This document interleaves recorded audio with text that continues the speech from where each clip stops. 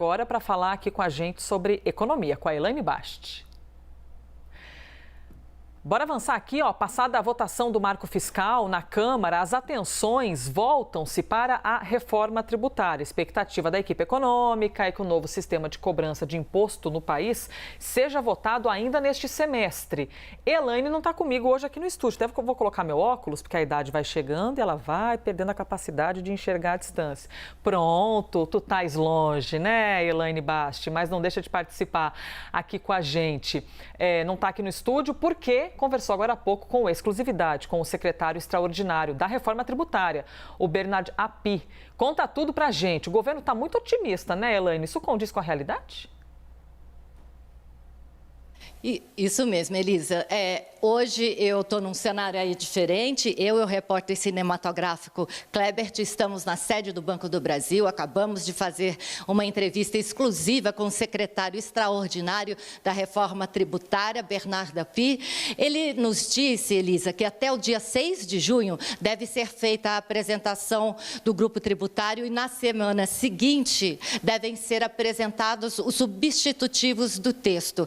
Então, ele está, sim, bem otimista com a aprovação da reforma tributária ainda este semestre. Entre as questões que estão sendo aí muito discutidas estão as setoriais, especialmente as do setor do agronegócio e também a do setor de serviço. A mudança da tributação teria uma incidência maior aí sobre o setor de serviços. E ele disse também para nós que ele acredita que o IVA dual deve ser aprovado ao invés do IVA único, né? Havia uma discussão aí se seria o IVA único, que é imposto sobre o valor agregado único, que unificaria todos os impostos, né? Os federais, que é o IPI, PIS, COFINS, e os municipais e estaduais, ICMS e também o ISS. Mas os estados e municípios temem perder aí a autonomia arrecadatória.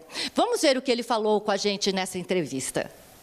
A gente não tem como migrar do nosso sistema ultra complexo hoje para um sistema mais simples do dia para a noite, mas, em princípio, a ideia é fazer a mudança dos tributos federais, PIS, COFINS, em meados de 2025. Vai depender do prazo de aprovação da lei complementar, mas, em princípio, seria meados de 2025.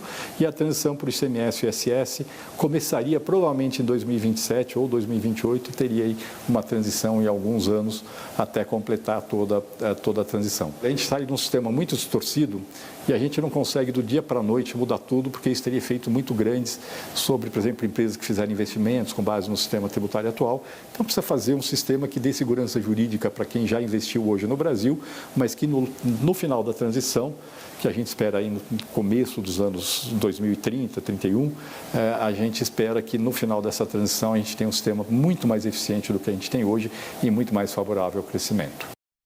Elaine, e é muito interessante a gente poder ressaltar contigo a importância, né, desse discurso, dessa discussão e da possibilidade da aprovação de uma reforma tributária, principalmente para um governo, um Ministério da Fazenda, Exato. Um Ministério da Fazenda que nesse primeiro semestre está muito ali dedicado para conseguir avançar com os assuntos econômicos e baixar questões tipo taxa básica de juros. Exatamente, Elisa. E custo de produção, né? Elaine, enfim, o custo de produção... Oi? não. Quero te Desculpa, ouvir, por favor. perdi o áudio aqui. Ah, tá, não, quero te ouvir, Desculpa, por favor, sobre perdi o áudio aqui, voltei. Tá, desculpa. Então, a reforma tributária, Elisa, só para você ter uma ideia, a gente tem hoje no Brasil mais de 4.600 normas tributárias aí que cada empresa tem que lidar. Sabe quantas horas essas empresas perdem por ano para fazer só as continhas de imposto que tem que pagar?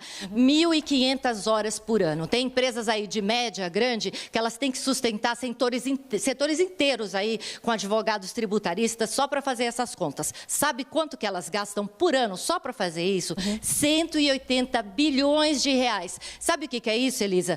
Custo Brasil. Isso aí aumenta o custo de produtividade da gente, aumenta o valor que nós, consumidores, pagamos pelo nosso produto e diminui também a nossa competitividade quando a gente vai vender produtos lá fora. Se a gente tivesse aí numa corrida aí com outros países, a gente já sairia aí de largada com com 10 toneladas aí em cima das nossas costas. Então, essa reforma tributária vai ser muito importante, não é para aumentar imposto, nem para diminuir imposto, porque ela não se pretende a isso, mas para tirar toda essa burocracia tributária que a gente tem hoje no Brasil e que atrapalha tanto.